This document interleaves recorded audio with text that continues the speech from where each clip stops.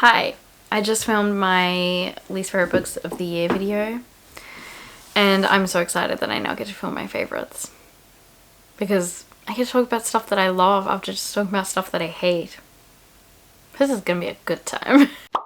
So yeah, today I'm gonna be talking about my top 5 books that I read. Top 10. I could never narrow it down to 5. I struggled even with 10. I've got a few honorable mentions that I'll go through quickly at the start. Yes, I know it's really annoying when people do that, but I really just read a lot of good books this year. I read 220, okay? I read a lot of books and I read a lot of good books, so let's get into it. But I had so many books that I liked, so I have put my romance favorite books separate, so that'll be coming out before this or after, I don't know. My first honorable mention goes to The Midnight Girls. So this didn't quite make the list, but I really like this. I gave it 4.5. This is a YA fantasy about two witches who are both kind of competing a lot, and one really hates the other, but the other kind of is a little bit less hateful of the other, but they are enemies to lovers, and they end up being in this like position where they are both trying to seduce and kill this prince, and so they are competing in that regard, and they end up falling in love, and it's super cute. My second honorable mention is Arid Dreams, which actually has kind of a low rating on Goodreads, which I'm quite shocked about because I loved this. It's a short story collection by an author from Thailand, and they're just kind of little moments in the lives of working class people in Thailand. There's a lot of really obscure, memorable moments in this. They kind of explore different topics and different moments, and they're very striking and interesting, and it really stood out for me. I absolutely flew through this because I found them all really entertaining. My next honorable mention is Born Into This, which is a short story collection by an Indigenous Australian author who is local for me because they're from Tasmania and I'm from Tasmania. Woo! So maybe a little bit biased, but I loved this. It's the first short story collection I've given 5 stars because all of them were just really good quality. Similar to Arid Dreams, I guess, just these striking small little moments. They cover a lot of topics of racism and life for First Nations Australian people, and it's really striking, fascinating, so well written. And my last honorable mention is gonna be a surprise for people that have watched my videos. It's honestly still a surprise for me when this didn't quite make the list. So they're 2 books by the same author that I read this year that I loved. 5 stars, loved these. But I'm shocked they just didn't make the list. I just feel like these other 10 just deserved the spot better. Anyway, that is 2 books by Taylor Jenkins Reid, which I'm still shocked about. But yeah, these weren't as good for me as Evelyn Hugo and Daisy Jones. I think those 2 are still superior. Then I would go Carrie Soto and then Malibu Rising last. But both of these were still 5 stars. I am TJR trash. I do want to do a vlog in 2023 reading her contemporary books. I want to read all of them and see what I think of them because her historical fictions about celebrities have all been 5 stars. I don't think I need to go into what these are about. We all know. I won't be rushing through the rest of these. I just wanted to rush through the honorable mention. Number 10 goes to How You Grow Wings. This was so incredible, and I haven't heard anyone else talk about it, which makes me really sad because this is an important book and it's very high quality. And I do actually have just a whole video dedicated to me gushing about this book, so I'll link it just because like I wanted to really highlight this book. This is a book about these 2 sisters living in Nigeria, and they have a very unhealthy relationship, but they also have a very unhealthy relationship with their mother, who is a very unwell woman. One sister is spoiled, loved, praised, and one is not. One is very outspoken and butts heads with their outspoken mother, and so she is disliked, but the one that is liked is very quiet. She just does what her mum wants. She has no voice. And it's kind of exploring the ways that their lives take different paths and how it's measuring what makes life worth it and who in a way has the better life. Is it better to silence yourself, have no voice, but live comfortably and safely, but never speak your mind, never be who you really are, never, stand up for yourself or do what you actually really want to do, just doing what others want so that you're comfortable? Or is it better to be unsafe but speak your mind, be who you truly are, say what you feel, say what you think, speak your truth? Which is better? And it kind of explores that and what it's like when you have to choose between the 2, when you don't have an opportunity to kind of live a life of both, which so many of us are so privileged that we get to, and explores the life that these girls have and their relationship and how sad it is that they are not getting along, and how if they did, what is the strength that they could have. So it's a very dark story. It's very hard hitting, so definitely check content warnings, but it is incredible. It's such a stellar standout YA that I think is amazing. It says so much, it speaks about so much, it covers so many themes, and it is just brilliant and so well written. Then spot number 9 goes to Barbed Wire and Cherry Blossoms. This was so good. So I do talk about this in my Reading Books by Indigenous Australian Authors vlog for NAIDOC week, so you can go watch that if you want to hear more in-depth thoughts. So it's a historical fiction set in Australia during World War II, and it follows 2 characters mostly, but also follows a band of other characters. We start by following a Japanese prisoner of war who escapes, and he ends up getting to a Indigenous Australian mission station, and they decide to hide him in one of the bunkers, and it's kind of about his relationship with these people. It's also about one of the young girls at the station, and it covers so much, but it's also a beautiful, delightful romance. It definitely focuses on the characters and their romance, but again, it does also cover other themes. You do still get scenes with these other people at the station, and I think the overarching thing that is talked about in this book in a way is the fact that they did this because it was a way for them to have agency. It was a way for them to do something against the Australian government and people, and they sort of said how they were almost fighting the same government as the Japanese people because this was not their home. They were not regarded as being in their home, and they had everything stolen from them. And so it definitely talks about the way that they hide this man as a way of having some control over the situation and getting back at Australia. And it's very thought-provoking and really just brilliant. But again, it's also this beautiful romance with these 2 characters, and how their romance is built on friendship, of learning about each other, of how they can talk to each other, have a voice. They're so respected. It's such a beautiful, like, safe romance, and it's so sweet. And I just think this is such a brilliant story. It's so unique. It's unlike anything I've read before, and it's so memorable, and characters are memorable, the story is memorable, the ending made me want to cry. I nearly did. I shed a few tears, which, like, is very rare for me. So I really enjoyed this, and I do recommend it if it sounds like something you think you will enjoy. Go in knowing that it does focus a lot on the romance. It's definitely a huge part of this story. Number 8 goes to my most surprising book of the year. I'm still so shocked about this book, and that is Mexican Gothic. I can't believe that I loved this so much. I read this in October for my A Chicken Reads Scary Books, so I'm not really a horror thriller reader. I kind of just decided to read some for fun, for a project, and this ended up being, yeah, my 8th favorite book of the year, which is so crazy. It's about this young woman whose sister gets married and goes away to live with her husband's family in this, like, mansion, and they don't really hear a lot from her, and when they do, her letters are really weird, and she gets this really strange one from her sister that's just, like, screaming out for help. And so the father ends up sending her to go stay at this family estate to try and figure out what's happening with her sister, try and save her. She actually needs help because they're not really sure what's going on. And this book is crazy. It is so creepy. It is weird. It's bizarre. But at the same time, it's talking about all of these fascinating, interesting topics. The themes in this are so important, but it's also being, like, talked about through this gross, weird-ass story. And it's just amazing. It has, like, a really cute romance and, like, the relationship between the sisters. So yeah, it's kind of about this old family who colonized the land and used, you know, the locals as workers, and how they just won't fuck off, and the way power makes people do crazy things. And I can't believe that I never would have read this if I didn't do that vlog, because I love this book. I need to get a copy and tab it.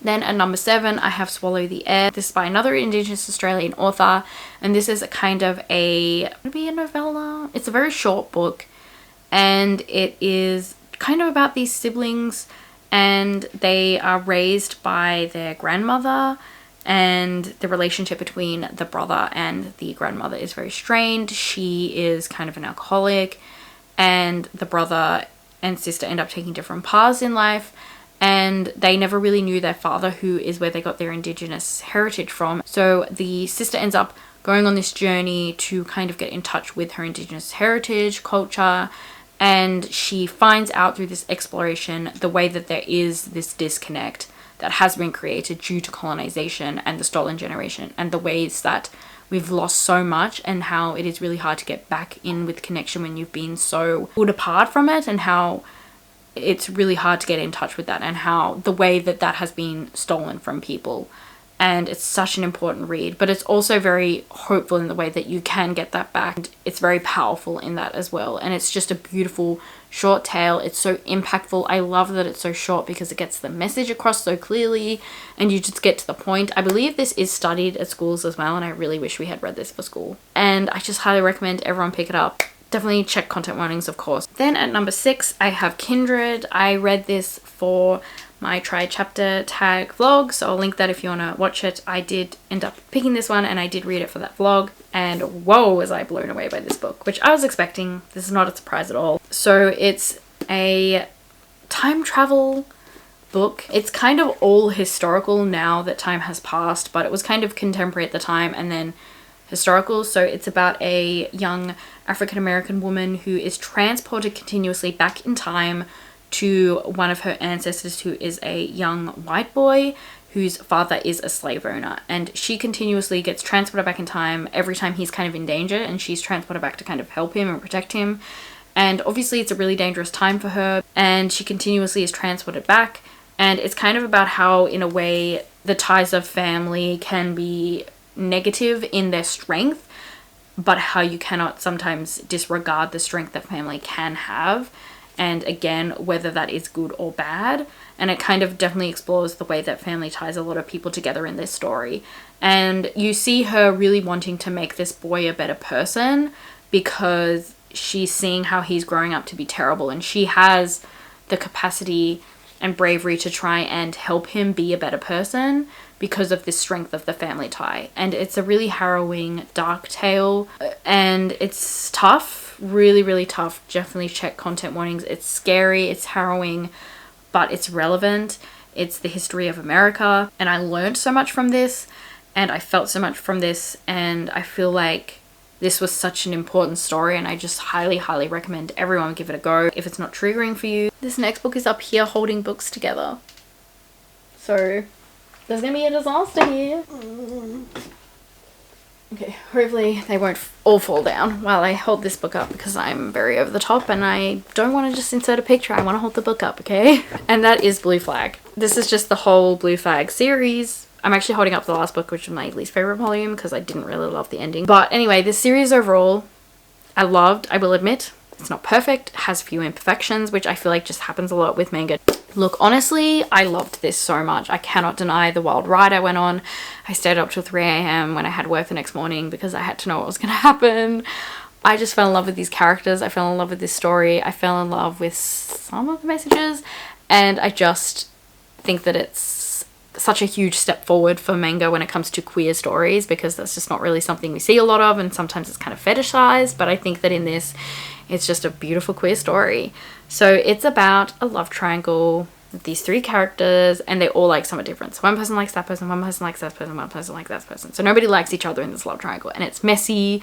It's about messy teenagers being messy as fuck, and it's kind of about not putting so much pressure on the choices that you make, and how you should just live your life, and that you're never always going to make the right decision or the wrong decision. You're just going to make decisions, and that's just how life is. And I just loved it. I think that it's just so exciting. It made me so giddy. I just loved the romance. I just loved them, these 3. Talented, brilliant, incredible, amazing. I love these characters. I feel like other people have been reading this because of me and they're not loving it as much as I do.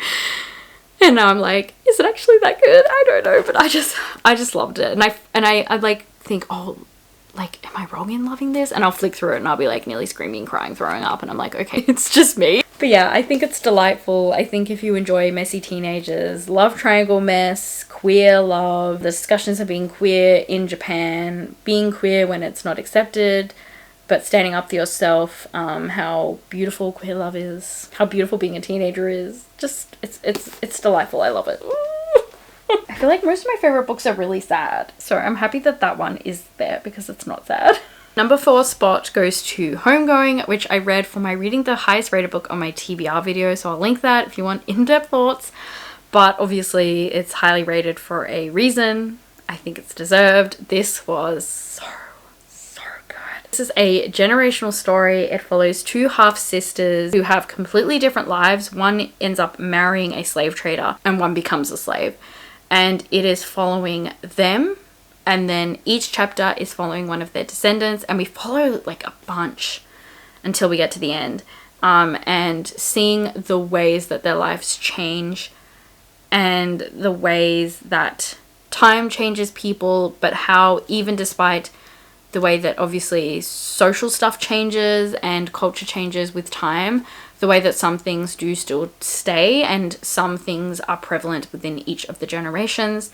And it's just a story about how history is often passed down by white voices, and this was just a story about everything that we miss through history because it is from a certain perspective, telling a certain narrative, and how history is storytelling, and the way that these stories are based on things that probably did happen. These are very realistic stories, and how we don't know about these stories and the ways that these decisions that were made impacted the generations to come. And it's just incredible. It's got one of my favorite quotes of all time that I really need to read out because I'm just really annoying about it, because I just love it so much. I just nearly cried when I read it. We believe the one who has the power. He is the one who gets to write the story. So when you study history, you must always ask yourself, whose story am I missing? Whose voice was suppressed so that this voice could come forth? I don't think I've ever read a line in a book that has made me think as much as that has made me think. It's just something I'd never really thought about, which is just showing my goddamn privilege, and blew me away because it is so much more than just this generational story, and how important it is to read books by people of color, because this is a story that has been silent for so much time, and how, you know, we don't really have these historical events from own voices. It's often written by the colonizers and the slave traders in a way, and it's telling these stories that we didn't get to hear, and how important they are, and how harrowing and also beautiful, and it's just a fascinating, mind-blowing read. I'm sure there's so much in this book that I haven't even picked up on. I'd need to reread it multiple times, I believe, to get everything from it, but it's just incredible, and I'm so happy I read it, and I just highly recommend. I really do. Definitely check content warnings, of course, but oh, it's incredible. It's so good. Maybe it should be higher on the list now I'm talking about it. I don't know, but it's very, very good. Okay, we are on to the top 3. We're on the home stretch. So number 3 goes to Song of the Crocodile, which I also read for a Vlogmas vlog. So 3 of these have been for Vlogmas, which is crazy. I just had a really good go with the books that I was picking for those videos, but I read this for my reading my Christmas haul from last year, so I'll link that if you want to see that. I just read a bunch of books that I got for Christmas that I hadn't gotten to, and this was also so much more than I was expecting. So this is also kind of a generational story. It's by an Indigenous Australian author and follows Indigenous Australian characters, and it was crazy. We follow, I guess, like 4 generations in this family. They're from Darnmore, which is this small dropkick kind of town. It's historical fiction. They're kind of separated, so it's definitely a segregated town. You've got like the white people in the town, and then the Indigenous Australians who live on the mission station. I would say it's mostly melancholy. There are definitely hopeful, nice elements, but it's a little bit more melancholy than like a Tara June Winch book. I think this definitely is a bit more harrowing. It talks about so much, but I guess mostly colonization and how that has affected this family, and how with each generation you try and break free from the ramifications of that are negative, but they cannot break from it, and how it continuously was pushing this family down, and you see this awful result of that. But it's kind of got like these also grand elements of Indigenous like stories and ancestors in it, which is really beautiful and also very fascinating. And there's this character of like Jackie Bird, and they play a huge part in the plot, which I think is really awesome. And I think there's just so many layers to this story that we're slowly uncovering, and we're seeing really in different ways affect this family in this town. I highly recommend this. It's definitely another one that I'd have to reread multiple times to get everything from, but I think it's just fascinating. I think it's clever and brilliant. It's a tough read, So definitely check those content warnings, but it's very clever, and it's just the kind of book that you feel like the author gave everything that they have in. Like, this is her only book, and it's just incredible. So highly recommend. I love how my habit is just always finishing things with I highly recommend. Like, this isn't a recommendation video, Meredith. No one's here for recommendations. They're here to hear you talk about your favorite books. Last year, I really struggled with my top 2, but I think this year it was my top 3. They're really hard to know what order, but the number 1 spot was pretty easy for me. So the second one was hard to get as the number 2 or 3 or 4, and that is Clara and the Sun. I loved this book. I actually didn't think it would end up being number 2, but I just think about it and I'm like, I love this book. It stands up against these darker, more harrowing tales, which I think sometimes sad things just work better for me. I think they convey more, they make more of an impact emotionally. But this is such a happy story. Like, there are sad elements, like I guess overall it's more bittersweet, but it's definitely not like a dark, really melancholy story. And I think that the fact that that is the case and it stands up against these darker stories is just delightful. Like, such a nice contrast, I guess, and speaks to the strength of this story. So this is a book that I say is not for everybody because it is strange, it is weird. It's in the perspective of an AI, so it's very like emotionally detached and bizarre in the writing, so I definitely think this isn't for everyone. Also, barely anything happens, which sometimes I can really hate in a book, but because of the writing style and what is being conveyed through the themes, I think actually so much is actually happening, even though nothing's actually happening. It's so weird. So yeah, it's about an AI, and she is an artificial friend, which are these like AIs designed to be people's friends. They don't live super long. I think they're like live for 10 years or something, and they are built to unconditionally love someone. So she is purchased to be the friend of this young girl, and so she just loves her unconditionally, right? Like, she just loves her and is very loyal. And it really explores how complex human love is, in contrast between the love of this robot who is programmed to just love unconditionally. And it shows how complex love actually is, but doesn't need to be. Should it be? Should it be this big complex thing? And the way that we see the way that people in this story love this character. This story is so much about the ways that everybody loves this character called Josie, and how complicated it is, and how everyone loves differently, and the way people portray their love, and you know, it's so different.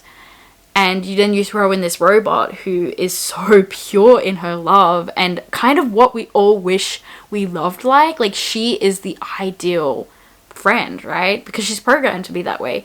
But humans just aren't like that. We're more complicated, we're more flawed, and it's just talking about love.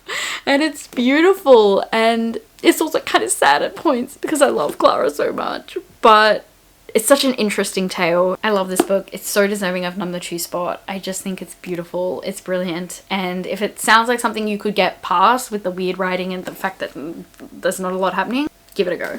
And if you hate it, it's fine. I'll hate you. No, I'm joking. I'm sorry. Okay, we're on to the number 1 book, which some people will possibly remember. It was my number 1 book in the mid-year book tag. It was my number 1 book as of like, I think April I read this, and nothing has overtaken it. It is just so good. I just love this book for so many different reasons, and that is House of Stone. Don't know what that was, but anyway, felt like the right thing to do at that moment. So this is a like historical fiction bizarre story. It's set in Zimbabwe, and it's about this guy who kind of ends up living in this house, and he kind of becomes obsessed with the parents and the love that they give the son, and so the son disappears. The son has disappeared at the start of the book. And when I went into this, I thought it was like them trying to find the son, but that's actually not what the book is. It is about this creepy man obsessed with these parents, wanting to learn more about them and trying to force himself into this family. And it's really bizarre, but I think it's so clever because you've got this storyline and we're learning about the history of Zimbabwe through the stories of these parents. So it's kind of like, I find it in a way that like this character is almost like symbolism of Zimbabwe as a country, because we explore how it was taken over, it became Rhodesia, and how when, you know, the white colonizers fucked off, there was this like disaster, like moral panic collapse in the country because it didn't know what it was. And it's like about this character who is you know, creation of this time, and how he doesn't know what he is either. He doesn't know who he is. He's trying to force himself into this family. Learning about the history of this country and how when someone comes in and takes over and then just leaves and you've lost so much, there is this disaster. And you know, you've got all these different groups now that have been separated and now hate each other. And you know, there was a war and there was a horrible genocide. And yeah, it's just so clever with the imagery and the complexities, and it's such a fascinating read. It's probably the darkest book I read this year, honestly, so please check content warnings. It's really, really tough, but it's so clever, and it's telling us part of history that I had no idea about. It's so important because it's a really horrible part of history. It's a really horrible thing that happened. It's a country that has been through so much, and it's exploring that through a really messed up character who, again, I feel like is kind of symbolism of this whole situation. Just a brilliant, brilliant book. Those are my favorite books that I read. So yeah, let me know if you've read any of these books, what you thought of them. Let me know your favorite books of the year. Did you love any of these? Were any of these on your lists? Let me know in the comments. That is going to do it for today's video. Thank you so much for watching. I hope you enjoyed, and hope I'll see you in another video very soon. Sorry, my outros are so awkward. Like, one day I'll do a good outro, but that's not today, so sorry. Bye.